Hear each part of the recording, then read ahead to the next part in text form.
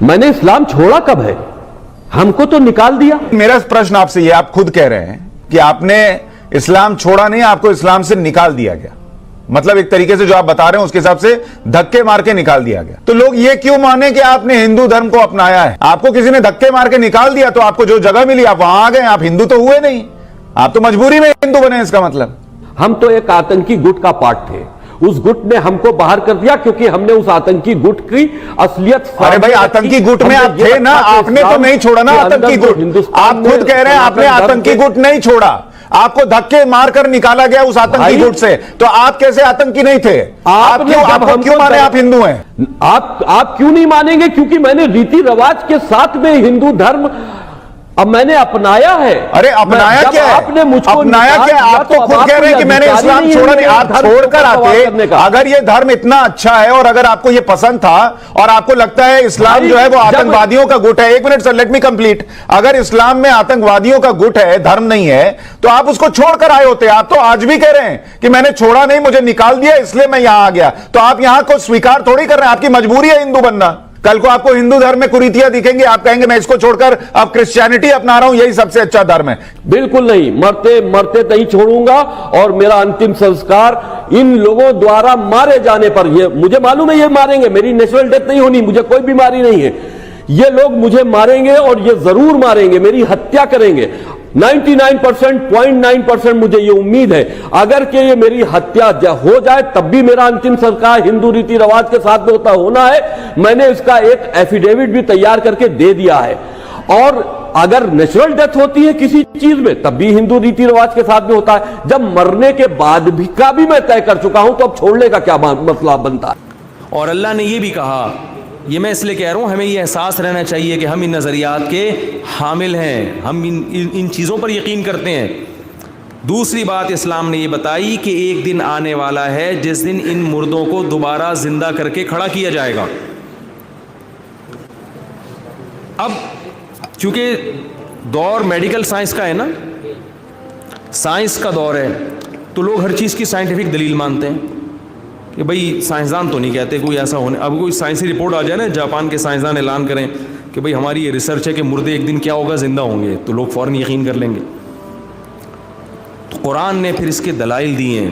سورہ یاسین کا آخری رکوع آپ پڑھیں, رسول اللہ صلی اللہ علیہ وسلم کے پاس ایک شخص آیا, قبرستان کے, کوئی پرانا قبرستان تھا, اس سے کسی مردہ ہڈی کو نکال کے لایا. مردے جب قبر میں جا کے ہڈیاں بن جاتے ہیں نا, تو وہ آیا ایک پرانی بوسیدہ ہڈی نکال کے محمد صلی اللہ علیہ وسلم کے پاس لے کر آیا اور کہنے لگا کہ آپ یہ کہتے ہو کہ ہم جب مر کے ختم ہو جاتے ہیں تو ایک دن آئے گا اللہ ان مردوں میں جان ڈال کے دوبارہ زندہ کرے گا.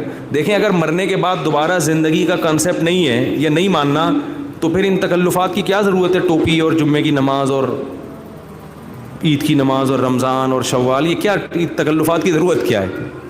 میں مسلمانوں سے ایک بات کہتا ہوں, بھائی دیکھو جو میرے بیان سنتے ہیں کہ یا تو پورے گورے بن جاؤ یا پورے مسلمان بن جاؤ. اگر آخرت نہیں ہے تو جو ہم نے تھوڑی بہت ٹینشنیں پالی ہوئی ہیں اسلام کی وجہ سے, کچھ تو حد بندی ہے نا ہماری, وہ حدود بھی کراس کر دینا چاہیے ہمیں. جب دنیا میں ہم آئے ہی انٹرٹینمنٹ کے لیے ہیں, لائف کو انجوائے کرنے کے لیے آئے ہیں, تو پھر تمیز سے انجوائے تو کریں نا. اور اگر آخرت ہے تو جتنا ہم اسلام سے دور ہیں اتنا پھر دور کیوں ہیں ہم؟ پورے اسلام میں کیوں داخل؟ اگر اسلام صحیح بات کہہ رہا ہے تو پھر پورا اسلام صحیح ہوگا نا, آدھا تو صحیح نہیں ہو سکتا. یہ کیا بات ہے کہ جمعے کی حد تک تو اسلام صحیح ہے, فجر کی نماز میں اسلام کی بات ہماری سمجھ میں نہیں آ رہی. ابھی تو ایسا ہی ہو رہا ہے نا, جمعے کی نماز میں اسلام نے بہت صحیح حکم دیا, جمعہ پڑھو, فجر بھی پڑھو, یہ والا اسلام کا حکم میری سمجھ میں. بھائی بولے نا, لوگ یہی کہتے ہیں نا یار یہ نہیں سمجھ میں آ رہا. تو بھائی اگر فجر پڑھنا غلط ہے تو پھر جمعہ پڑھنا بھی غلط ہے, عید پڑھنا بھی غلط ہے. اور اگر جمعے کی نماز پڑھنا درست ہے تو پھر اسلام نے جیسے جمعے کا حکم دیا ویسے ہی فجر کا بھی تو حکم دیا ہے نا اسلام نے, کہ فجر کی نماز بھی پڑھو جماعت سے آ کے. بات یہ کہ کانسیپٹ ہی کلیئر نہیں ہے ہمارے, ہمیں پتہ ہی نہیں ہے کہ ہم ہیں کیا. ہم چونکہ مسلمان گھرانے میں پیدا ہو گئے تو جتنا کلچر اجازت دیتا ہے اسلام کو فالو کرنے کی, اتنا تو ہم کلچر کی وجہ سے اسلام پہ چل رہے ہیں. جہاں کلچر رکاوٹ بنتا ہے وہاں پھر کلچر پہلے ہے اور اسلام بعد میں چلا گیا. تو وہ شخص آیا رسول اللہ صلی اللہ علیہ وسلم کے پاس پرانی بوسیدہ ہڈی لے کر اور کہنے لگا کہ من یحیی العظام وہی رمیم. اے محمد صلی اللہ علیہ وسلم, یہ ہڈیاں جب بوسیدہ ہو کے سڑ کے گل کے ختم ہو جائیں گی تو بھلا یہ کیسے دوبارہ زندہ ہوں گی؟ آج تک ہم نے کسی حکیم ڈاکٹر کو یہ بات کرتے ہوئے, بولے نا یار, نہیں سنا. ہم نے تو سنا ہی نہیں ایسا کبھی. حکیم جالینوس بھی گزر چکا ہے اور بڑے بڑے آئے ہیں, دوائیاں بنا کے گئے ہیں دنیا میں, کسی نے آج تک یہ نہیں کہا. سب یہی کہتے ہیں کہ موت کا کوئی حل, موت کے بعد زندگی نہیں ہے. تو یہ اعتراض نبی صلی اللہ علیہ وسلم پر کیا, مگر حقیقت میں یہ اعتراض کس پر کیا ہے؟ اللہ پر, جس نے بنایا ہے. کیونکہ وہ یہ کہہ رہے کہ میں زندہ کروں گا, نبی نے تھوڑی کہا کہ میں زندہ کروں گا. تو سورہ یاسین کا آخری رکوع نازل ہوا اور اللہ نے یہ آیتیں نازل کیں. اولم یر الانسان انا خلقناہ من نطفۃ فاذا هو خصیم مبین. فرمایا یہ انسان جو اعتراض کر رہا ہے کہ میں کیسے زندہ ہوں گا, اسے کہیے کہ اپنا ماضی جھانک کے دیکھے. ایک غلیظ منی کا قطرہ تھا ناپاک, اللہ نے اسی پانی کے اندر آنکھ, ناک, کان, دل, دماغ, جگر, گردے, پھیپھڑے, کلیجی, کیا کیا بنا دیا, آنتیں, دماغ اور یہ ساری چیزیں مشینری فٹ کر کے اس کو دنیا میں بھیج دیا. اور ایسا بھیجا ہے کہ پانی سے بنا ہوا انسان, ایک گندے پانی سے بنا ہوا انسان ڈیبیٹ کر رہا ہے, بحث کر رہا ہے. کیا کہہ رہا ہے؟ من یحیی العظام وہی رمیم. بھلا میں مر جاؤں گا تو کون ہے جو مجھے زندہ کرے گا دوبارہ؟ وَضَرَبَ لَنَا مَثَلًا. فرمایا ایسا بن گیا بحث کرنے والا کہ بنانے والے پر انگلیاں اٹھا رہا ہے, اعتراض کر رہا ہے. یہ ایسا ہی ہے جیسے کوئی فقیر ہو نا, ادھر توجہ ہے نا آپ لوگوں کی. بھئی ایک فقیر ہے, غریب ہے, کھانے کو روٹی نہیں تھی, کچھ بھی نہیں تھا اس کے پاس. آپ اسے گھر میں لے کر گئے, اس کو نہلایا دھلایا, 3 پیس سوٹ پہنایا, کھانا وانا کھلایا اور جیب میں آپ نے اس کے $500 رکھ دیے اور اس کو بڑا اچھا آپ نے تیار شیار کر کے بولا بھائی چل بھی جا. اب وہ جاتے ہی آپ کو آنکھ دکھانے لگا, اپنی ٹائی آپ کے سامنے سیدھی کر رہا ہے, ٹھیک ہے نا, اور اپنے سوٹ بوٹ, اور آپ کو آپ کی اوقات یاد دلا رہا ہے. آپ کو کیا کر رہا ہے؟ آپ ہی کی اوقات یاد دلا رہا ہے. آپ کو آپ کی گاڑی کے پرانے ہونے کا تانا دے رہا ہے, ابے تم پرانی گاڑی میں گھومتے ہو. تو آپ بولیں گے نا کہ ذرا اپنا ماضی جھانک کے دیکھ. تو چنچی ہوتی ہے یہاں پہ, سمجھتے ہیں لوگ, تو چنچی کے, وہ چنچی ہوتی ہے رکشے ٹائپ کی ایک چیز. تو چنچی کے قابل نہیں تھا, تو موٹر سائیکل کے قابل نہیں تھا, تجھے میں نے لینڈ کروزر خرید کے دے دی. اب جس نے دی ہے تو اسی پر انگلیاں اٹھا رہا ہے, ہیں بھائی؟ بالکل یہی انداز قرآن کا ہے کہ تم ناپاک قطرہ تھے پانی کا, جسم سے نکلو تو غسل فرض ہو جائے, کپڑے پہ لگ جائے تو دھوئے بغیر نماز نہ ہو. اسی میں اللہ نے آنکھ, ناک, کان, دل, دماغ, جگر تمہیں گفٹ کر دی ہے, زبان دے دی. اسی زبان سے بنانے والے پر اعتراض کر رہے کہ میں جب مٹی ہو جاؤں گا تو مجھے کون بنائے گا؟ مٹی ہو جاؤں گا تو مجھے کون بنائے گا؟ اللہ فرماتے ہیں جس نے فرمایا کہ قل یحییھا الذی انشاھا اول مرہ, وہی بنائے گا جس نے تجھے پہلی مرتبہ بنایا تھا.